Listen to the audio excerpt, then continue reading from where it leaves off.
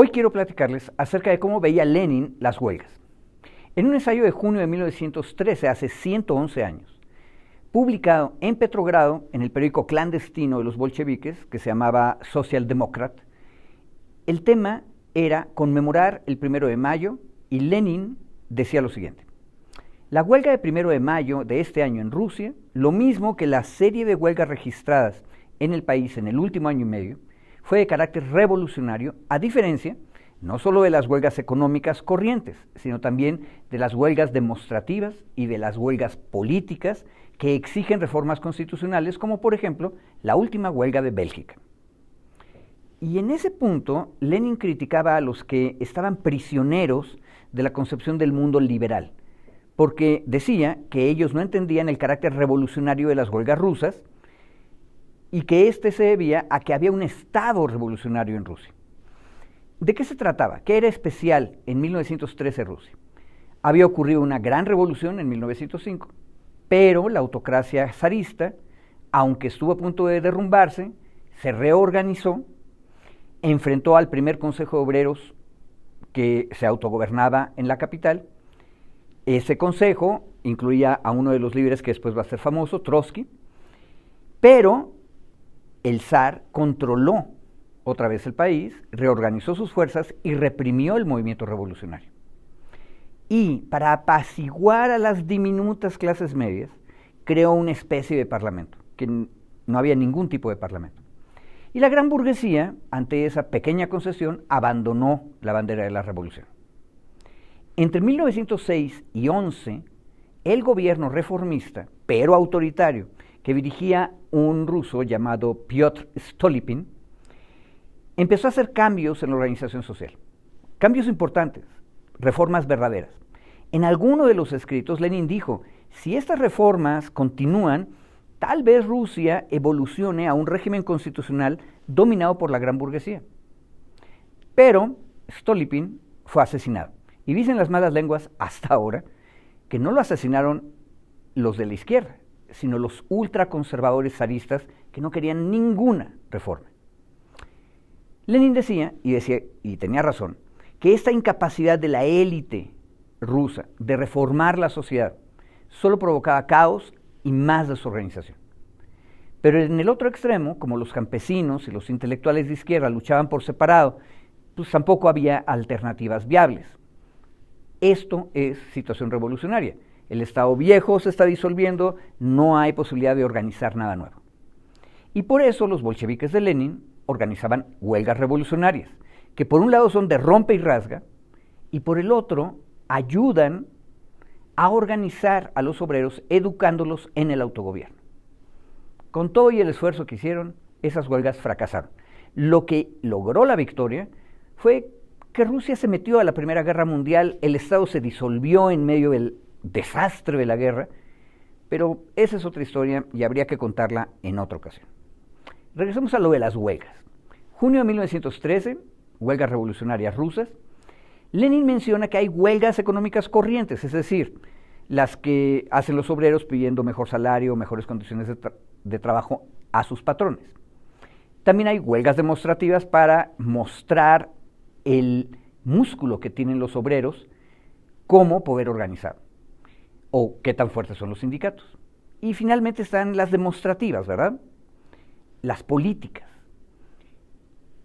Esas huelgas políticas no solamente demuestran poder, sino que aparte piden cambios constitucionales. En Bélgica ocurrió una ese año de 1913. Este asunto lo trató Lenin en otro pequeño artículo para el periódico público, que se llamaba Pravda. Ahí no firmó como Lenin, sino como K.O., porque si se hubieran enterado que el exiliado estaba publicando, cierran el periódico. El título era Las enseñanzas de la huelga en Bélgica. ¿Y qué decía Lenin de esto? Bueno, primero, que los obreros belgas estaban exigiendo modificar la Constitución para que todos los varones mayores de edad tuviesen derecho a votar en la elección parlamentaria. Hay un rey en Bélgica, pero hay un parlamento electo. Bueno, y eso hay que explicarlo con algún detalle. Bélgica era en aquel tiempo, y sigue siendo hoy en día, un país hechizo. Lo crearon en el siglo XIX las grandes potencias para contener el afán imperial de Francia por un lado y de Alemania por el otro. Es un estado tapón en medio de los dos. Al norte lo forma un pueblo hablante de valón, que es una forma de neerlandés y que suena como alemán, y al sur son franceses, de habla francesa. Al norte hubo una gran revolución industrial con un proletariado muy explotado. Lo único que unía a ese norte y ese sur, en Bélgica, era que todos eran católicos. Bélgica es los Países Bajos católicos de la antigüedad. Holanda es los Países Bajos protestantes de la antigüedad. Perdón por la simplificación. Se crea el Estado belga, ponen un rey y hay un régimen constitucional. La presión social de los obreros valones y sus sindicatos industriales había ido logrando algunas reformas. Ya no había trabajo infantil, se logró que la jornada laboral fuera más humana, pero el voto seguía restringido. ¿Para qué? Para que el Parlamento estuviera siempre controlado por una mayoría católica y francófona. Por eso, en el año 13, Lenin decía que ese era un gobierno clerical. Bueno, la huelga de 13 no era la primera parte, era la tercera que exigía el sufragio universal masculino. 1892 había sido la primera, la represión dejó 30 muertos, pero los belgas ganaron que se redujeran un poquito los requisitos para poder votar. No hubo voto universal, pero se logró que la minoría valona, estos que hablan neerlandés, si los ciudadanos, nada más hombres, bien educados y que pagaran un mínimo de impuesto, en lugar de tener un voto, tendrían un voto doble. Y si aparte son profesores, tienen un voto triple. Y gracias a esta pequeña y rara reforma, se logró que entrara la primera bancada socialista al Parlamento belga. Esta cosa rara, por cierto, le encantaría a nuestros conservadores mexicanos de hoy en día. ¿Se acuerdan ustedes que en año 18 el Mijis, una ex chavobanda, ganó una diputación en San Luis Potosí? Bueno, los reaccionarios de todo el país se desgarraron las vestiduras porque el Mijis no tenía licenciatura. En la Bélgica de 1900, si tú tenías licenciatura tenías derecho a 2 votos y si pagabas más impuestos, hasta 3 votos. Esto les muestra a ustedes lo atrasada que está, en el fondo, nuestra derecha mexicana hoy en día. La cosa es que hubo otra huelga en 1902 y finalmente empezaron a discutir la posibilidad de que las mujeres también tuvieran voto universal. Pero la represión también fue brutal, el partido clerical ganó la batalla, no se avanzó nada. En estas condiciones, los obreros belgas se lanzan por tercera vez a la huelga. Había más o menos 1 millón de obreros sindicalizados en todo el país, hablantes de valón y de francés por igual. Pararon casi 600,000, más de la mitad. Aguantaron la huelga en orden y en paz durante 9 días. Y el gobierno clerical dobló las manos. No mucho, aceptó nada más formar una comisión para estudiar la reforma. Lenin decía que esto era una victoria parcial, pero muy importante. ¿Por qué? Porque el movimiento obrero había demostrado organización y resistencia. Y los capitalistas clericales encontraron que no les convenía seguir en paro, perdían dinero, y por eso cedieron. Pero por supuesto, no cumplieron. Pocos meses después del arreglo, Alemania invade Bélgica cuando empieza la Primera Guerra Mundial. Y esa Primera Guerra Mundial fue la que disolvió el Estado ruso. Y allá en Rusia ocurrió el Gran Octubre Rojo. En Bélgica, esa misma guerra debilitó al gobierno clerical, así que finalmente, cuando termina la conflagración, en 1918 hay sufragio universal masculino.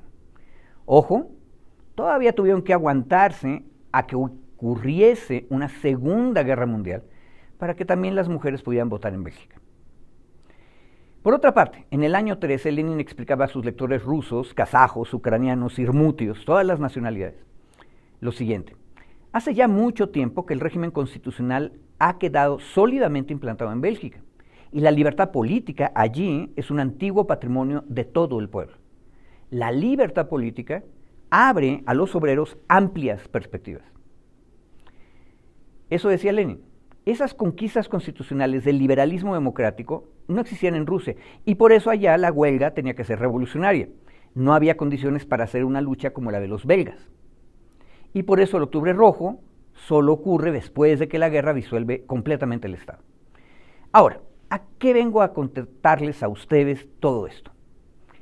Cuando en el México de 2006 los compañeros y compañeras de abajo a la izquierda nos decían que la vía electoral no era confiable y que el triunfo del obradorismo sería peor para las masas populares, no solo mostraban cierto infantilismo de izquierda, diría Lenin, sino muy poca comprensión acerca del régimen constitucional mexicano y una gravísima ignorancia acerca de qué tanto la libertad política se había vuelto ya para mexicanas y mexicanos un patrimonio del pueblo. Ciertamente la vía electoral todavía requirió 12 años de lucha y organización más. E igual que el régimen clerical belga del 1900, el neoliberal mexicano atrasó todo lo que pudo el triunfo electoral del obradorismo. Pero ese triunfo finalmente llegó en 2018. Y aunque sus efectos no son tan brillantes como un octubre rojo, tampoco son tan malos. Y hasta parece que podría volverse a ganar la elección este año. ¿Quién sabe?